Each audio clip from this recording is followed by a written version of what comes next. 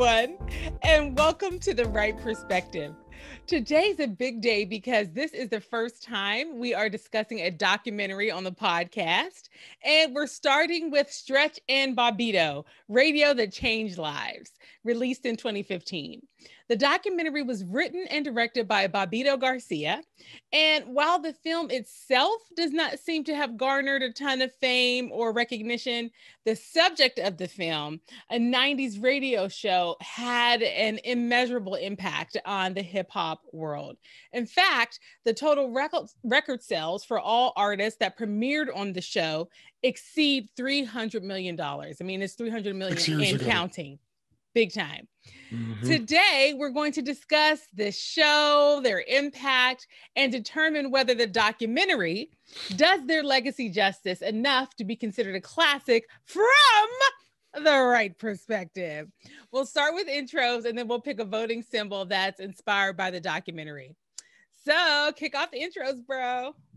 Hi, I'm Aubrey Wright. I'm the oldest. I'm Genia Wright. I'm the middle. Hi, I'm Brittany Wright, and I am the youngest. Yay! Y'all, listen, I think we picked a great documentary to start with. Obviously, there were a bajillion to choose from. Yeah. But this one, so I think many. It feels like it's in sync with a lot of our recent commentary. Like, it's almost like a perfect follow-up to our last podcast on brown sugar. Very true. It really was. It really was. It was like hip-hop. So y'all, voting symbol. I mean, I have a. Did you come up with something? I did. And I want to just right now name the obvious, symbols. Okay. A mic, a cassette tape. Okay. Right. A turntable, which, by the way, is another name for turntable is ones and twos. Aubrey and Brittany, because I didn't. I knew the ones and twos I didn't really know. I forgot anyway, all about your homework. Somebody did her homework. I was already about to ask. Somebody did her homework. So we could do ones and twos. All of those things to me feel obvious. But I really no. Don't say nothing else. That's it. Our listeners know too much. I want to hear the Genia pick. Yeah, I think we should go with an airwave. And I'm going to tell you why. Now, y'all, what makes... She picks me up to let me down. What makes this moment that this show happened so important was because this was right at the moment where the music industry started to evolve. Now, and I will tell you, Stretch said it in the documentary. He said that the 90s were right between the birth of hip hop, which was in the 80s, and the 2000s, where it was like globalization and commercialization. So it was a sweet spot.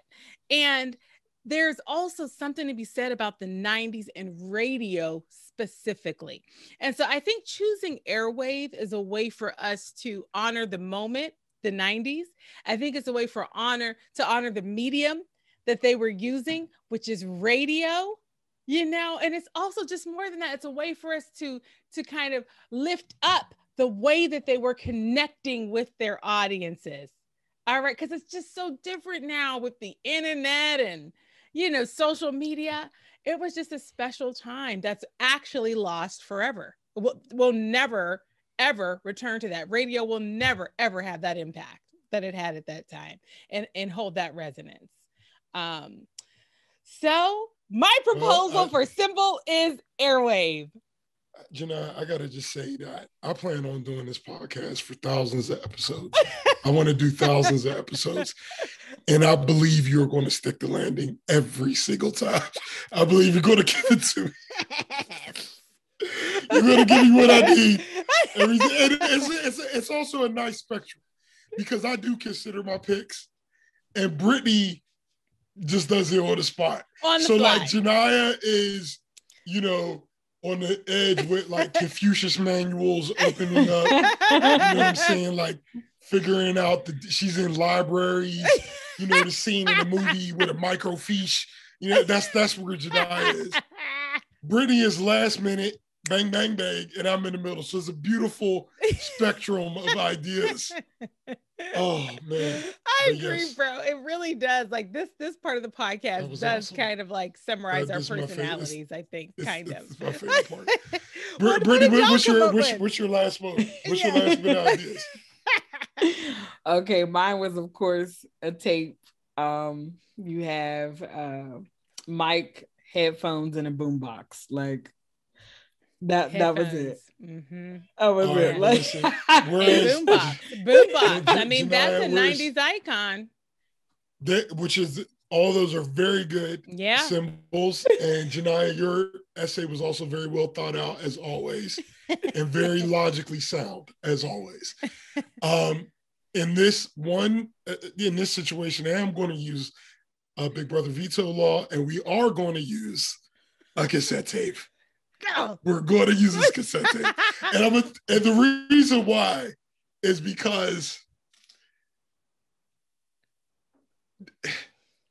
the cassette tape is what made this thing go viral. And it's just amazing to think to me before viral was viral that I was in Pittsburgh and then Baltimore, and I'm getting a dub of a dub of a dub. And it was like low quality, but because every time you dub the tape, it would be a little less. But like we just didn't care because it was just so amazing to hear these artists in the beginning. And what it was is we saw them coming up, right? Like, so we saw, like, the first time I heard of Nas was when Illmatic came out, right? Or like, when I hear of Big is when he started dropping on like the larger mixtapes and stuff like that.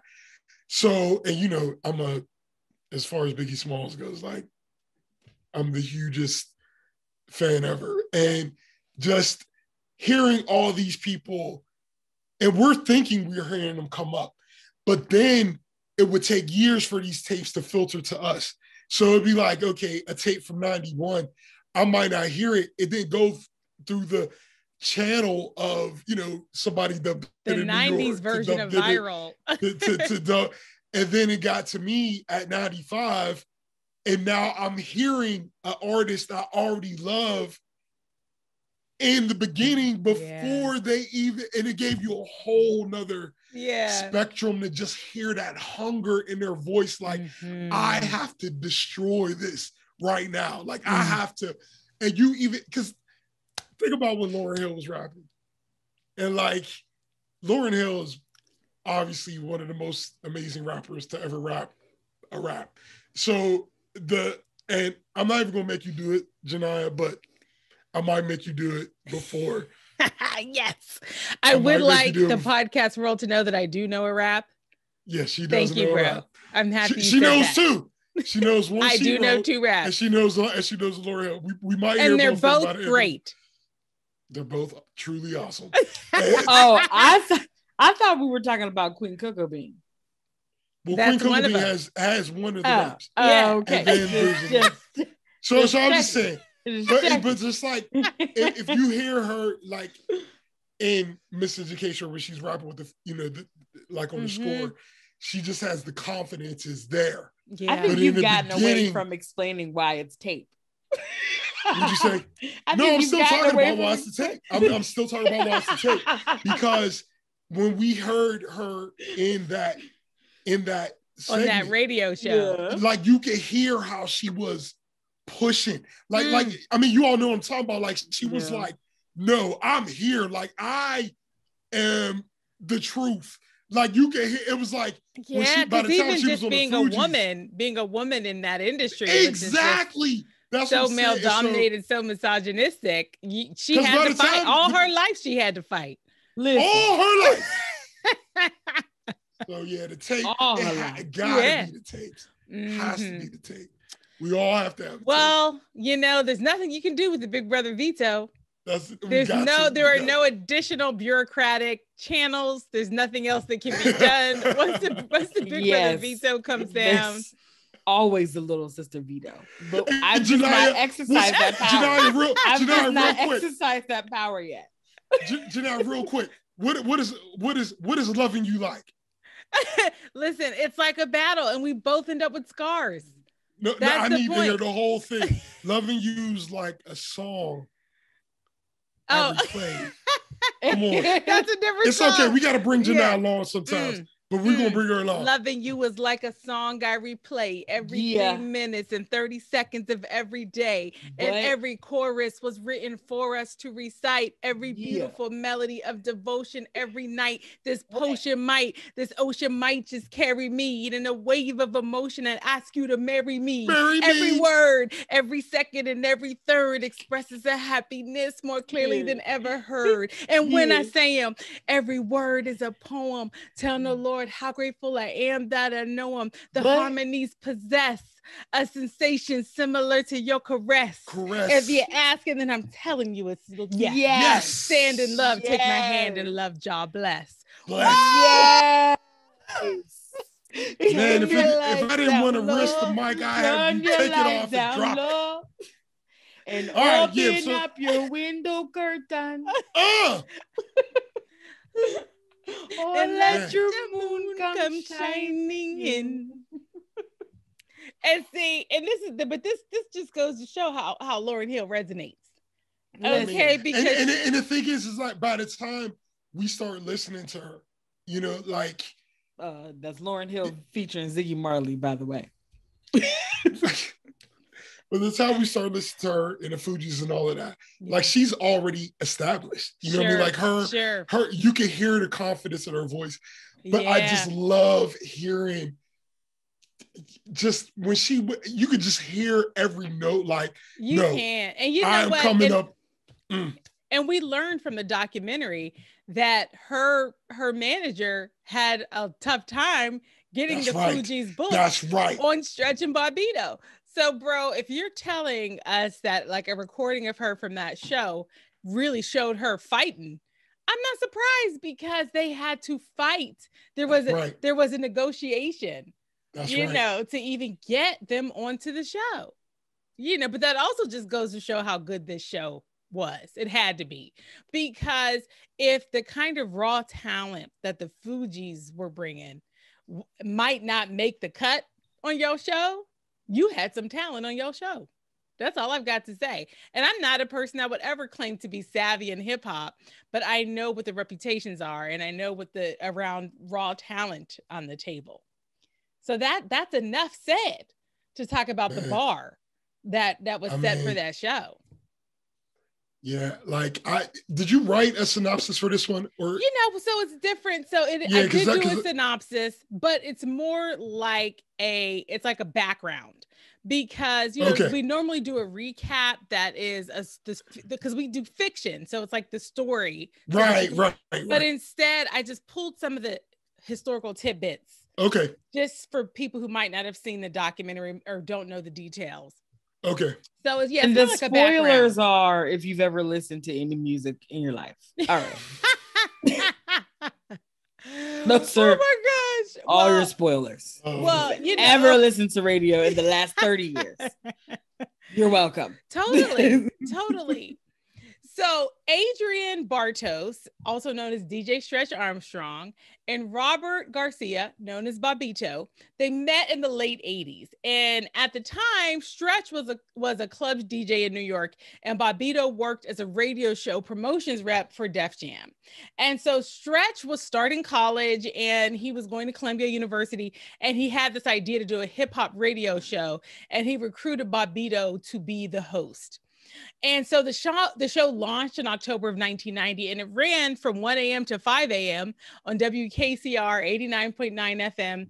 And because of their professional connections and because of their talent, they were able to find and book really important people from the hip hop scene. And they featured unsigned artists. They created lots of space on air for freestyle. They played music that had not yet been released to the public.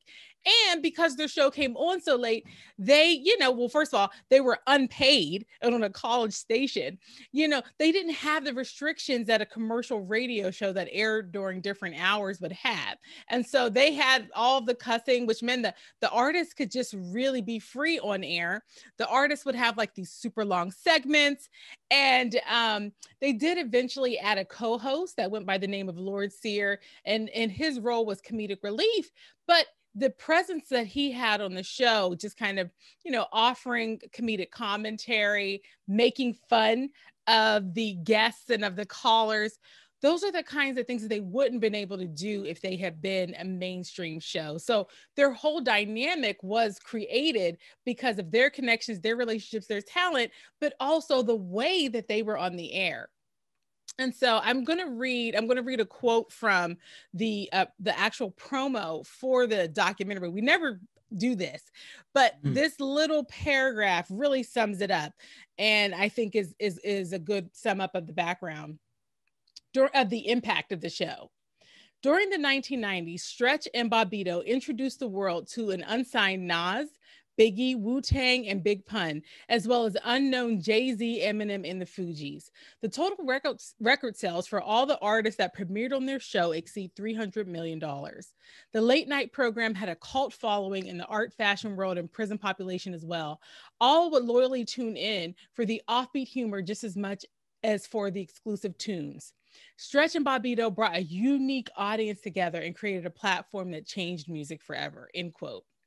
And they really became, what you learn in the documentary is that the show became a proving ground for artists. It was like, if I can get on that show and I can be well received, I'm launched. I can make it. The people will hear me now. And the documentary actually featured many well-known and iconic hip hop artists and gatekeepers. And they actually had footage from the 90s of these artists, to Aubrey's point, before they were the groomed, well-known, promoted people that we know them to be now, before they were polished up. We get to see them in the studio, just, being themselves and bringing it as hard as they can on this radio show. You get to see that in the documentary. In the Sources magazine, in their 100th issue, which was actually released in January 1998, the Stretch, Armstrong, and Bobbito show was named the best hip hop radio show. And that means it was rated above the Wake Up Show with Sway and Tech on 92.3, The Beat, Mr. Magic, and Marley Marl, which was on WBLS, and the Red Alert on Kiss FM. So this major magazine, which was the voice and documentation of hip hop of the time, was ranking that show above these shows where people were, first of all, getting paid.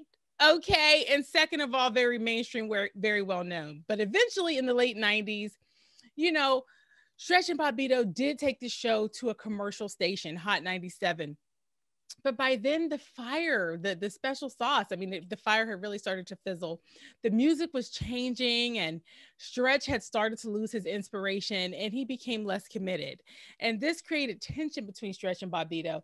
And Bobbito, had started to have to DJ just out of survival, started DJing himself sometimes just to fill in the gap when Stretch wasn't showing up. Stretch didn't like the music Bobbito was playing. Bobbito didn't like the music Stretch was playing. They ended up just fine. The tension, of course, it was real. And they ended up just kind of letting it go. And the show ended in January of 1999. In February 2011, Stretch and Bobbito hosted a 20th anniversary reunion concert in New York. And they did include footage from that reunion in the documentary. And the way that they did it in the documentary is they allowed you to hear from Stretch and Bobbito about that period of time as the show was ending, as they were not getting along and as they had lost their spark and their rhythm. And then you get to see them at this 20th anniversary reunion concert again in 2011, where they had many well-known artists. They had Raekwon, Artifacts, Buckshot, Master Ace. I don't know who any of these people are. The Beat Nuts, DJ Premier. I read this on the internet. You sound like you do. Oh, I loves me some Artifacts. I don't know who that is. And then the documentary we watched came out in 2015. But this duo has continued to produce since then. They had a podcast for about 2 years. from 2017 to 2018 called What's Good with Stretch and Bobbito. And I got to tell you, I only listened to part of one of the podcasts, but I mean, this is good content. They weren't just doing hip hop. They were really talking about pop culture.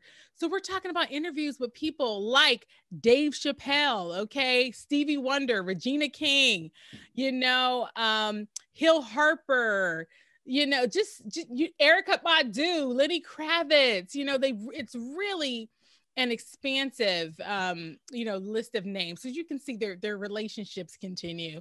In 2020, they released a debut album called No Request featuring the M19's band.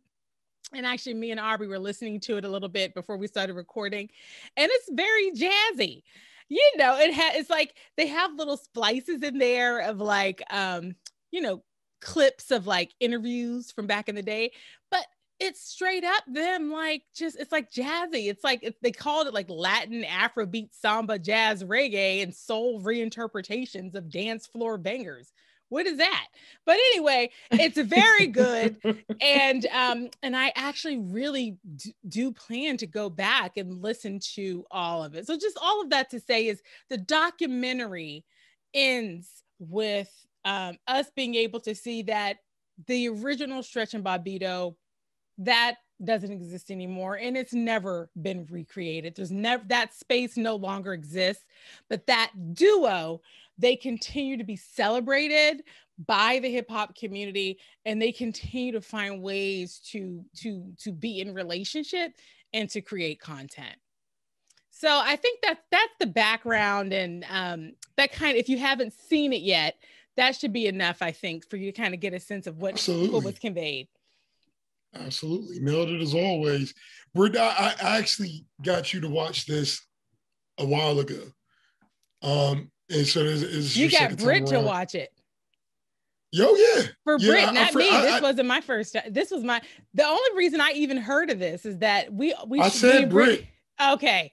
Because me and Brittany share an Amazon Prime account.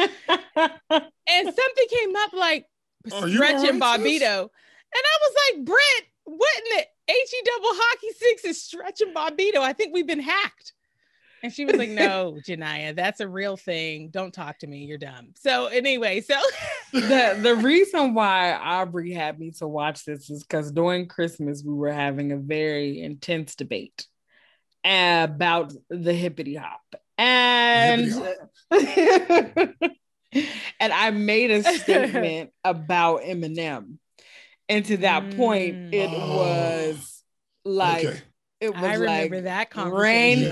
Rain down fire. I forgot all about that. And so after I made that statement, maybe some weeks later, after everything cooled down, it was probably 2021 by then.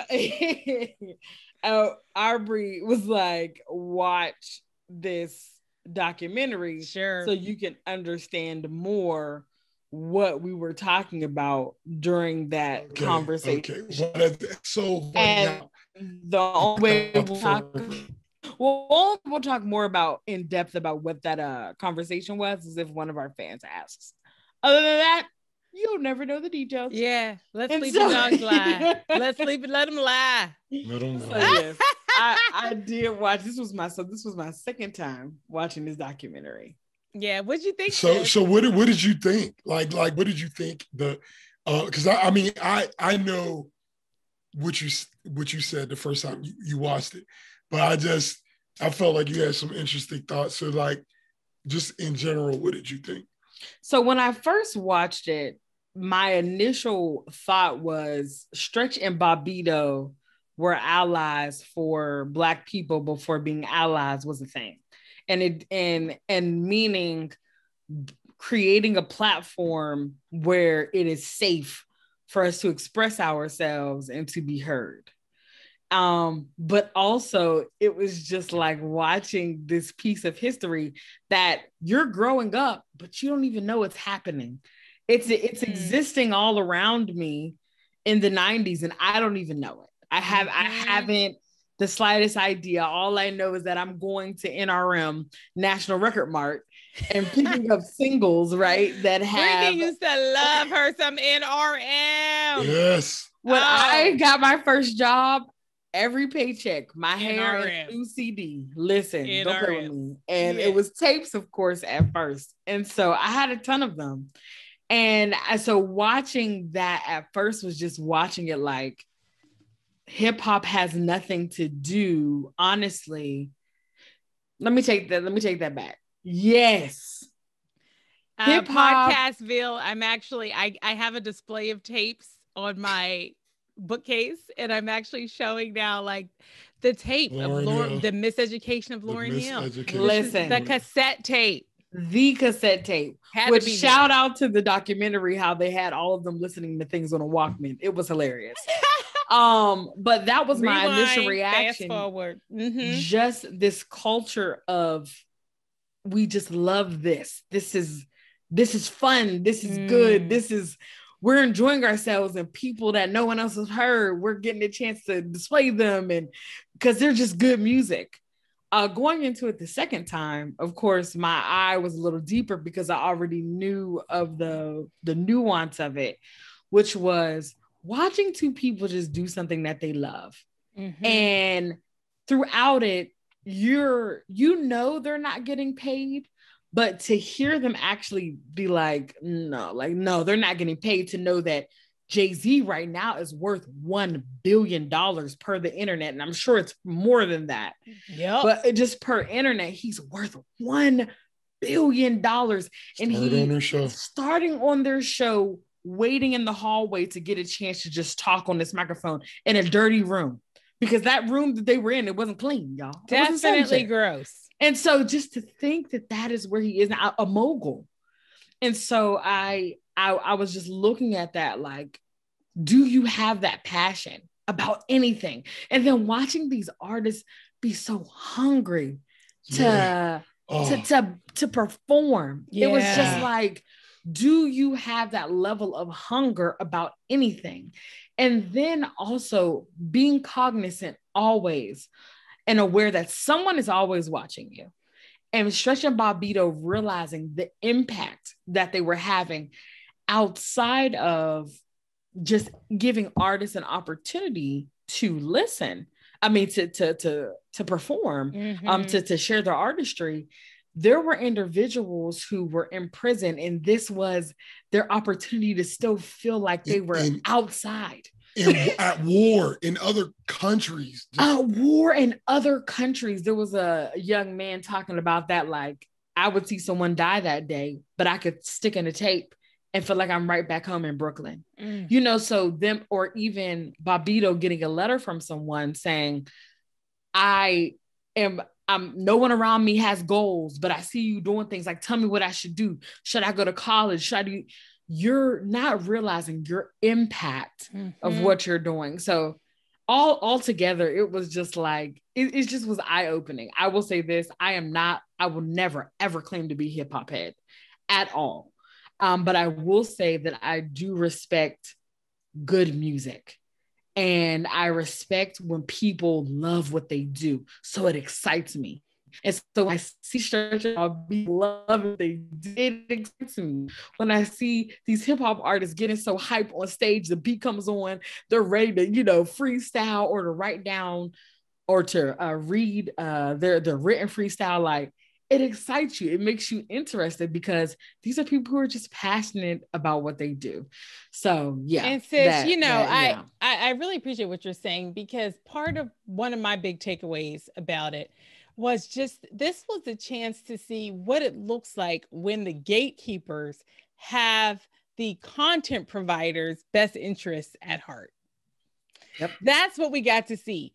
Yep. And we did. Now, again, there is a piece of it that they were still the gatekeepers. When Stretch didn't like the music anymore, he just stopped going to work. So that's one thing. So they're the gatekeeper power. I didn't want to get into that privilege. But what does it mean when your gatekeeper is not there to make money off of you, but is there to celebrate you? Man. That's what doesn't exist you know, and that's it's like having that kind of virtue in a gatekeeper relationship. I was actually thinking about, does that exist anywhere else? And I started thinking maybe in family, there are people who are just invested in you. But even then, it's about the family legacy. Stretch and Bobbito, they got no money. They got nothing out of this. And they kept going for eight years with no money because of how much they cared about it, because they were passionate, and because they knew it was important, and they knew people were relying on them.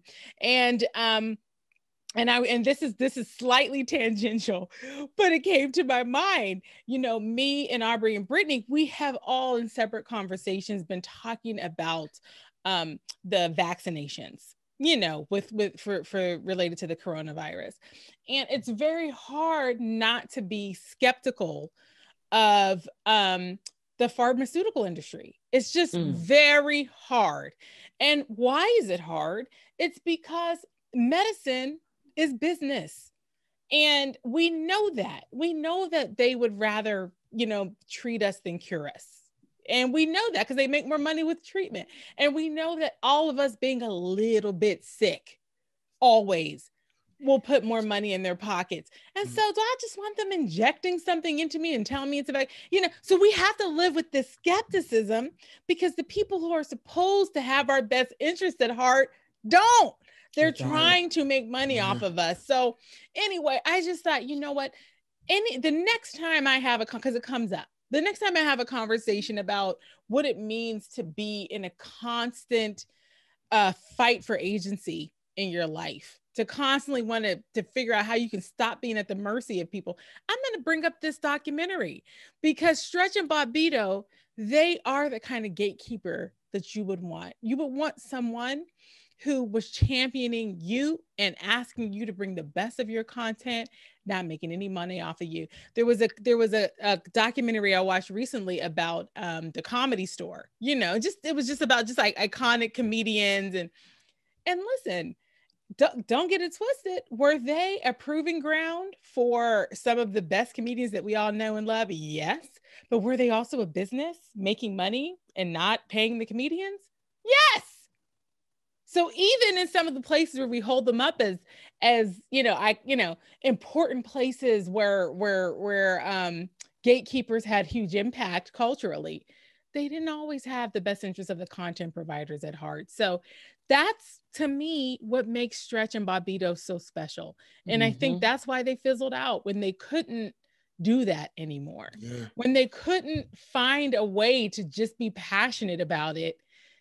They just couldn't do it, because they were actually fueled by passion, you know. When the business got in the way, it was just like, that was the other thing. They started going to Hot 97. Yeah. Right. What's the money maker right now? So while I'm out here looking for talent, now these are the people that the producers are bringing to me. Yeah. This is all about the bottom line at this point. Oh, true.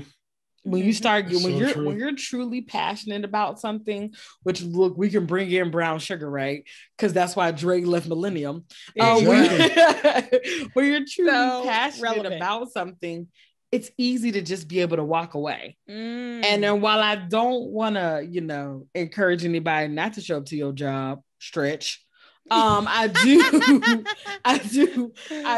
want, we get it, right? Like, we understand when that passion has left. And so I think about that from where you started having this raw talent and this sitting down and thinking lyrically what is about to, destroy someone, all in love.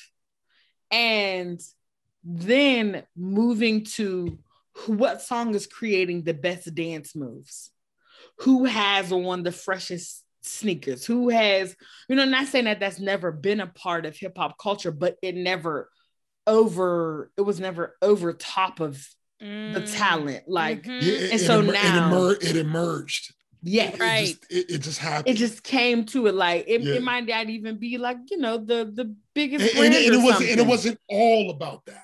Like, like it wasn't all about that. Like, artists had songs that spoke to different purposes on the same album. That's right. You know, like, you could talk about everything. There was a person on there, and I can't remember his name right now. It was like, he had like 87 titles. He was like a journalist, MC, like 17 things. But he made a statement that he said, he was like, these artists are coming in and they're just talking about their life. He said, so it could be, I'm talking about what happened at my job, with me having sex with my girl, what happened on the block, and then talk about it all again, because I'm just talking about my life. Yeah. I'm just talking about my day. And so I appreciate that now, because there was no gimmick in that. It was literally a conversation that it's my life. I'm talking about my life. You're bringing me into what you're doing. And I think that so many people, they've lost their way. And that's just not even just in hip hop, right? That's, to me personally, in music in general. And so that's why when you're getting this, when you finally hear an artist that's like, oh, I'm sorry, for me, because I'm a music person. I love music so much ever since I was little. And when someone can take me and pull me into a scenario I've never been in, but I can feel it, that to me is good music. And I don't have that. I can change channels all day now. I can change channels all day. And that's with so much stuff. Even with TV, I find myself watching Martin, Living Single, all these things that have been canceled for years. I might watch other things, but I will opt to watch Jamie Foxx all day. And it is just because there was something about this time frame that was just like, just realness about it. It was a great time frame. And that's why I think I appreciate people like Issa Rae. Issa Rae has a new music platform that she's giving to underground artists, because Issa Rae loves music. She loves anything from the raw, real to the ratchet. That's why I love her as well. Like, she's just like for it all. But she wants artists to have this platform to own what they do and to be able to produce themselves the way they want to be produced and to sound the way they want to sound. And I can't do anything but respect that. And Stretch and Bobbito, they gave that opportunity for artists to be able to come in. And then watching some of these artists listen to themselves from the 90s was also fun to watch, because it makes me wonder if at any point are they having an internal dialogue that says, have I gotten away from that person a little bit? Just a little. In life, you grow up, you have responsibilities, you get married, you have kids, you get divorced, like you have lawsuits. I want go to jail. I want to interject. I want to interject there real quick. I think that they might reflect, like you saw Nas like reflecting, like it would be nice to go back there a day. Yeah. But I'm gonna tell you something. 100% of those MCs still feel like they are equally and better than they were back then, because that is part of the attitude you had back then. It's just like you saw Jay-Z, I raise hell till it's heaven. Wow, those some nice lyrics. Like they're even basking in the greatness of, like, I'm just such the nicest MC. Man, so, I'm super talented. Yeah, I'm just so and I always have been. And I don't think it didn't feel like ego at all. At all. It didn't feel. That was something else. I'm so happy you said that, bro. I literally, when I was watching it today, and I should have been doing some work, whatever, I was taking a number from Stretch. And I was watching it, and I was like saying to myself, these people don't sound arrogant to me. They sound confident. 100%. People understand there is a difference. Very different. There is such a difference. Oh, there's such a difference. It's the difference between thinking you are and knowing you are. Listen, it's a huge difference. Well, I'm gonna show up, and I'm gonna show up correct. On the topic of the, the way that these artists show up, bro, I have a question. And I said, I had a conversation with myself. I was like, Janai, do you want to ask this on a podcast? And then I was like, the jig is up. The people know you don't know. Just ask. Because I'm like, why do so many of these artists? Because y'all, the documentary was chock full of like radio personalities, gatekeepers, and artists. Many, many artists. Footage from back in the day, but also current people reflecting on footage from back in the day and reflecting on their experience of watching the show back in the day. And so many of them had names that were like something, something, AKA something else. And I'm like, why does everybody have two names? And it's not like my name is actually Frank Smith, but my AKA is my rap name. It's like you have two rapper names. What is up with that? And it was like so our brother funny. Was what was Aubrey's absolute? Please just don't. Just it was two. Look, he had absolute and something else. I'm not even Pete giving Rock. it to you. Pete, I only have a couple in my notes. Pete Rock, aka Chocolate Boy Wonder.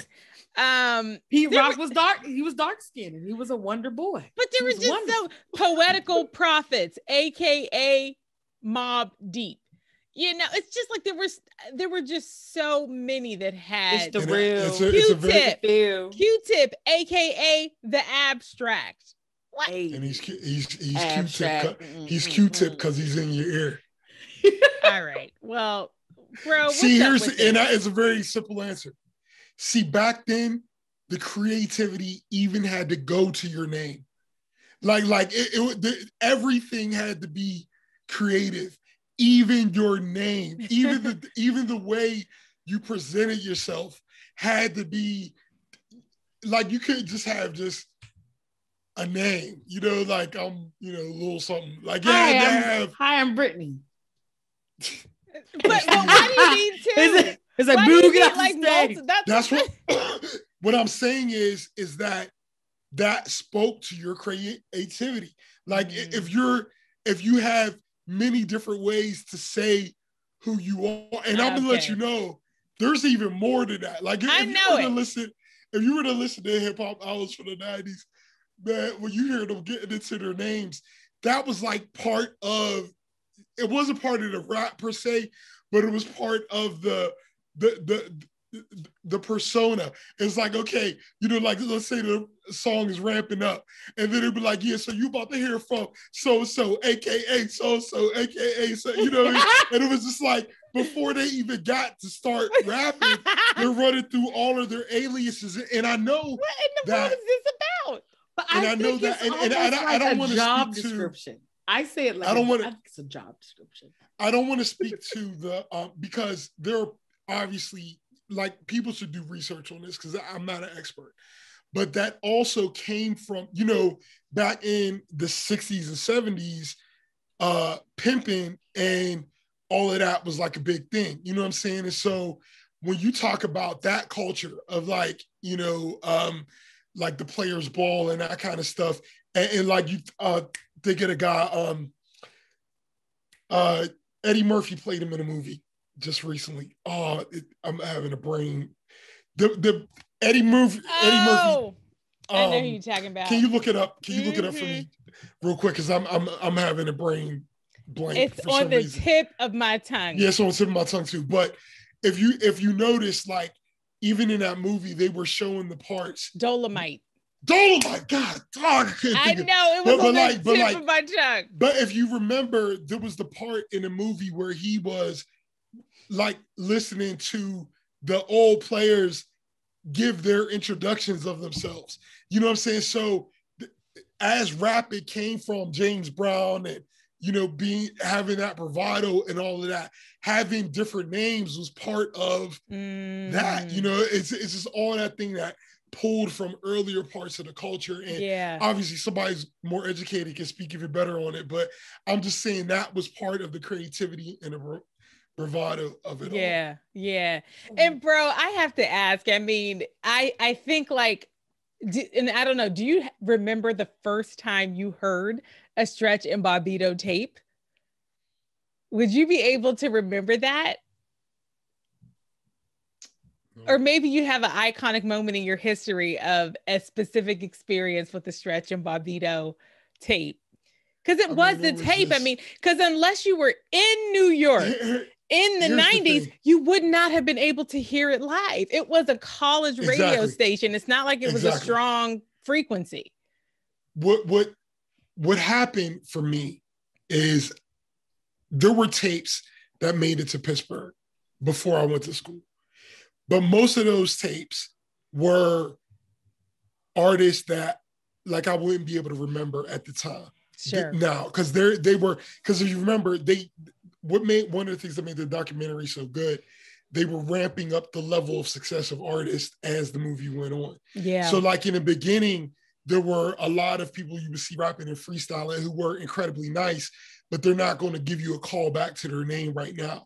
And so a lot of those tapes were just listen to these guys from New York who are just crazy nice. Absolutely. You know what I'm saying? So, got it. Yeah. So that's how it was at first. But then when I went to Morgan State. And plus they probably all have 4 names, so who could keep track anyway, but please continue.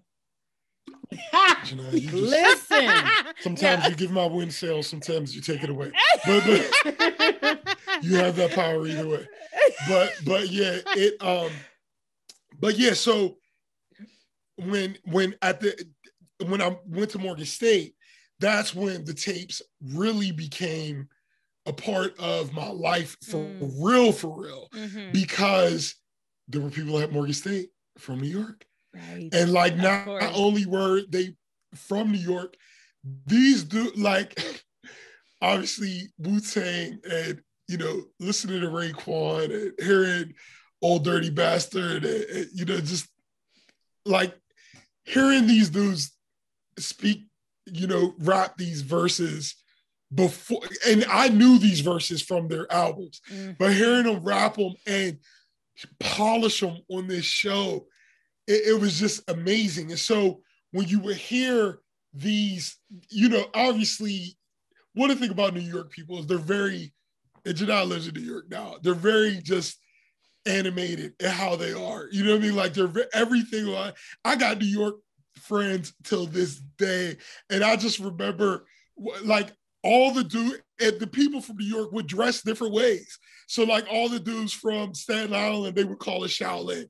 And they all had these gold things that Wu-Tang would wear. They would always be dressed in black. And just the first time I saw a gun in real life was at college from a college student guy who was from New York. And I remember we were in the dorm and he was just having a conversation. And he just pulled out the gun as part of his conversation. But it wasn't like he was trying to do anything. It was like pulling a bric-a-brac off the shelf. Out. He was just like, blah, blah, blah, blah, blah, blah. I don't remember nothing else he was saying. But then he pulled out the gun a little bit. He was like, because I will put a bullet in you. And then he just put it back in his pants. I was like, are we at college? Don't you have biology 101 in like 30 minutes? Yeah, I'm telling you. And the other thing is that we had, like, there were these 2 New York guys and they were arguing over a pack of gum. Like somebody had taken a piece of gum out of somebody else. And they were just, and like the way they were just talking, it was just like the biggest thing ever. So I say all that to say this. them having these tapes was another part of their bravado, because it was like, oh, you like Wu-Tang? Let me let you hear before you know what I mean? So it's like you don't know what I know. You know what I'm saying? So it was just so amazing hearing it. So I'm just saying, and we used to have ciphers. That's as my sisters have alluded to. I used to be a rapper, as many people were from the 90s.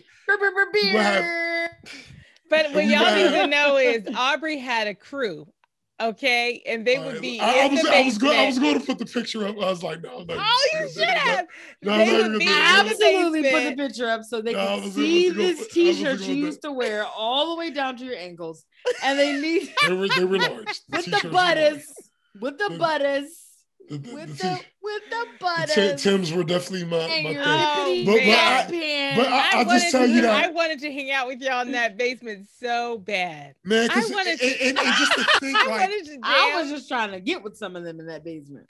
Man, look, I'm just saying that that's the thing to me that was the best thing about this documentary is that for someone who had no idea about this culture, it lets you know how it felt. Sure. And that's absolutely. You know, like I agree with that. I could talk forever, but I just wanted, that's the only real point that I will say is that this gave you a peer into how it actually felt. You had the emotions of what it was like seeing these people so hungry in the beginning. You had the emotions of how hip hop was like this culture that was like kind of secretive, like to the people who were into it. And then the emotion of being happy that it's getting bigger, but also recognizing that it's changing all the way to the point now that it's great, but it's just different. It's just not what it was. It was like, I was watching, and I hate sounding like the cliche old dude, but it was just, I was watching this guy freestyle on a radio show. And he was like, all right, you know, don't put in none of them old beats. And then he was like, when he started rapping, he was like, yeah. And he was just saying stuff that anybody could say. And the thing was, back then, to say you couldn't rap on a beat was like, it didn't matter what beat they put on. They could have put on something off of Sesame Street or Mr. Rogers. And your point is that, oh, you put on Mr. Rogers, I'm about to rip this, because guess what? I can rip anything. You put anything on here, I'm a rip. I can rip written, I can rip freestyle. And just that process of pushing your mind, like freestyling, we used to do it all night. And when I say all night, I mean literally from the nighttime until day. And like you would have to come up with new things to say over and over again. And you would just push each other. And then just seeing two MCs battle each other, pushing a freestyle and just seeing them dig so deep and seeing the result of that. Like there's one of the best freestyles I've ever seen in my life. He doesn't even do it anymore. His name was Black. This is what a lot of people still call him short, but he's a producer and he is a genius. He's the first person I saw not write rap style, and he could just remember whole raps because he was just a genius. Yeah. And you know, like Biggie and Jay-Z do that, but I didn't know about that till years and years later. He was the first person I ever saw do that. And he was one of the ones, he would have his beat machine in his dorm room and we would go and freestyle, and everybody would come to his room and he would do freestyle battles. He was one of the ones who was like undefeated. And I remember walking in the middle of one of the ciphers and I didn't even get to hear the battle, but I just saw the aftermath. Everybody's mood was just like, wow, that was brutal. Like he just, and I just remember the other person sitting there, he just beat him so bad. And I'm just saying they gave a peer into that. And the other thing that was great, so for the people who were into the culture, it gave a great, just nostalgic feeling, but it also gave you that feeling of like watching Game of Thrones in the beginning.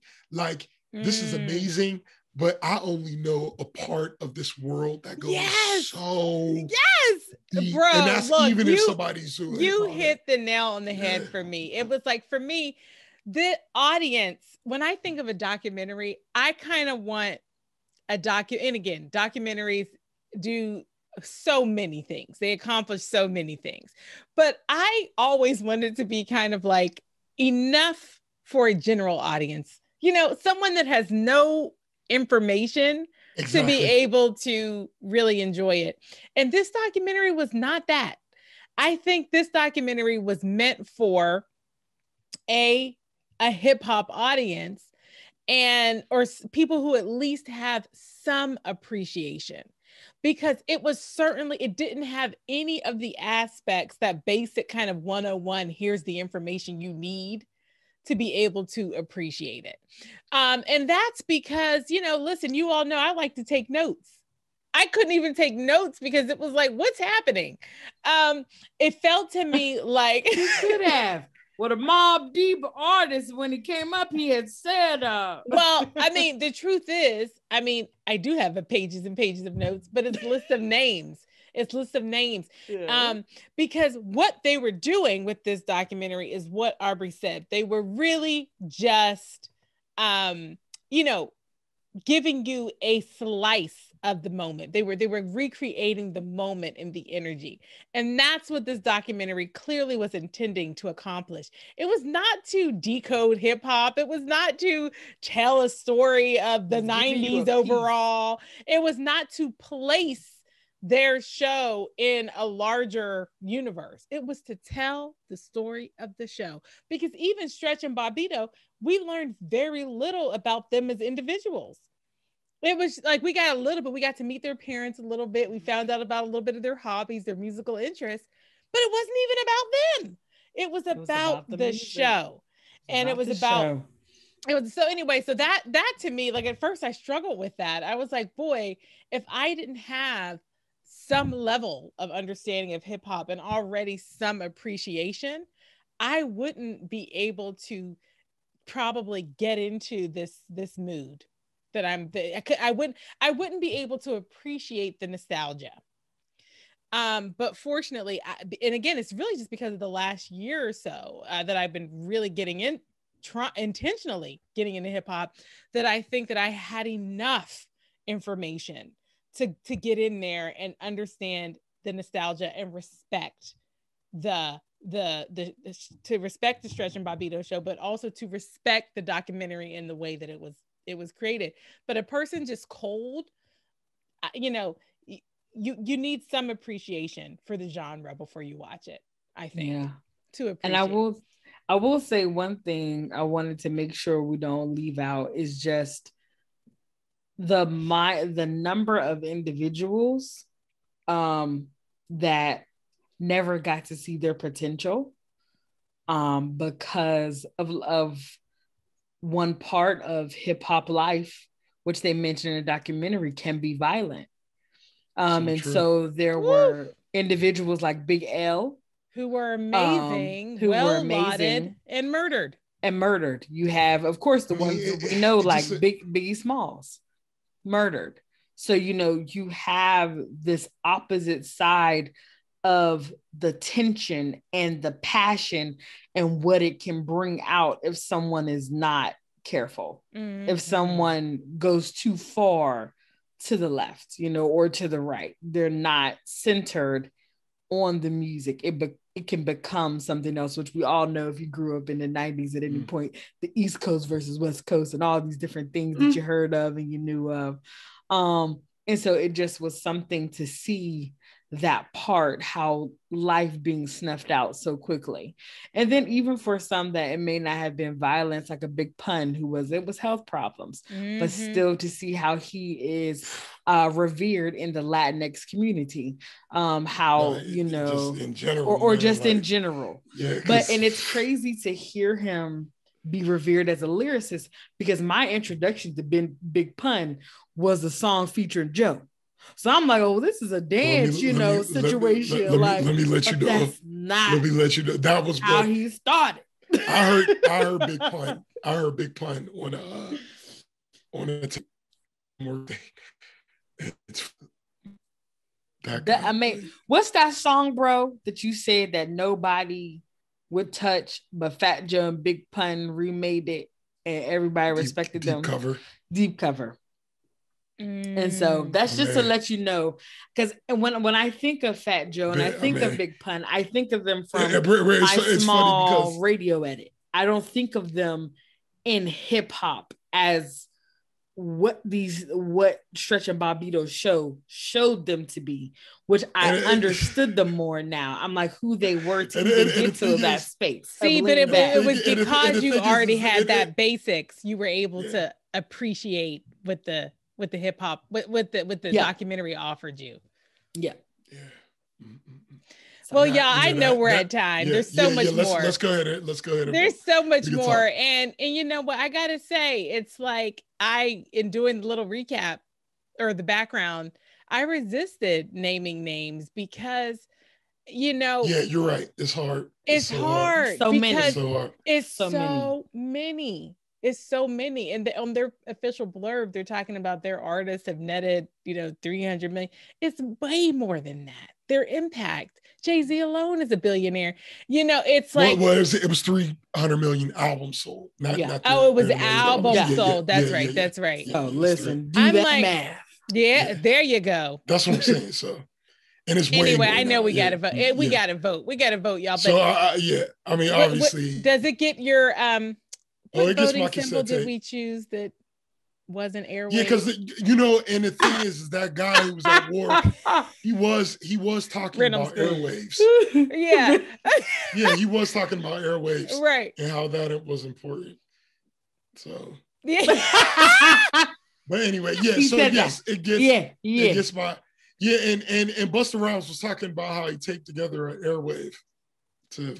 And listen, but we didn't even get into the nuance of talking about how important DJs were back in the day. We can't even what DJs. No shade to people are considered DJs now, but they're not doing this scratching and mixing and having 8 million albums that they need to take somewhere. It's all on a computer now. No shade. Some controversial situation there. So I know. We could do a whole nother thing on that. It's a whole nother. We didn't really dig into the presence of women. Or the lack there. Yeah, I mean, there's a lot. But it's a good discussion. But I would say that this movie is definitely this documentary is a classic to me, and I think that is good for anybody to watch. And to Jania's point, if you are not into hip hop at all, which I feel like I can't even imagine. Everybody's into it on some level, which is why it has a 92% on Rotten Tomatoes, which is because hip hop has permeated culture so much that everybody has a taste.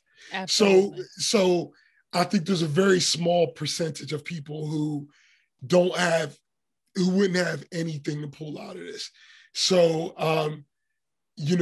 I think it's a classic for many reasons, and definitely because I think it'll speak to a wide generation and spark some great interest. It definitely did a great job of capturing the feel. Yeah, I agree, bro. So that's actually the main reason it gets my cassette tape. It's because it does capture, it does an amazing job of creating a feeling. And so, so you just walk away feeling like, gosh, that was something special. Mm-hmm. And they made it so clear. And it wasn't, and sometimes you see these kinds of documentaries that are worshipful of something. It wasn't that. It wasn't that at all. It was just saying what it was, talking about the impact. And by the end, you are so clear that moment can never be created, that you want to go back and watch it again. And I think that's what makes it a classic from my perspective is you want to go back to it. You want to go and follow up on the little tidbits that they put out there. And you definitely walk away with not only a respect for the names that but you walk away with a whole other list of names of people that you wish you knew. So for those reasons, I would give it a cassette tape. Sis? It definitely is my tape. Ditto to everything that my brother and sis have said. And the only thing for me is like how I was saying at the beginning of this show, just how it gave me, I love when things give me moments of introspection and just what in your life are you that passionate about that you would do it for free and that you would do it all over again. And that when you lost the passion for it, you would walk away. Without just because you don't want to taint what you already have and what you already know. And so that for me will definitely make it a classic. And also it was just fun. It was a fun documentary. It was fun. It really was. So there you have it, folks. Stretch and Bobbito. This documentary, it's Stretch and Bobbito, radio that changed lives. This documentary is a classic from the Wright Perspective. And this was a great pick, bro. And I have really enjoyed our hip hop series. And y'all, we had a chat before the show where we're actually really ready to get back to our basics. That's it. Our This childhood. was the whole idea. Our musicals, This was the whole point. So our next show will be on Singing in the Rain, which is, frankly, this is it would be impossible to count how many times we've seen Singing in the Rain, because our mother loved it. I mean, Gene Kelly, right? He was hippity hopping around in the rain. Connection. There's no connection. There's a connection. I'm gonna edit. Yeah, we're gonna go ahead. There's a connection. Slicing that right off. Don't splice it off. Don't splice it off. Editor. It was there. It's gone. Don't edit. And no one will ever hear it. I think you should just put the thing over her mouth and like not even edit it out. We should just know that she said something that needed a ton of times. Yeah, or put it on a separate reel hop called in the rain. Womp Womp. All right. Thank you all for tuning in. This has been the Wright Perspective. She had a wave at the beginning of it. So I know she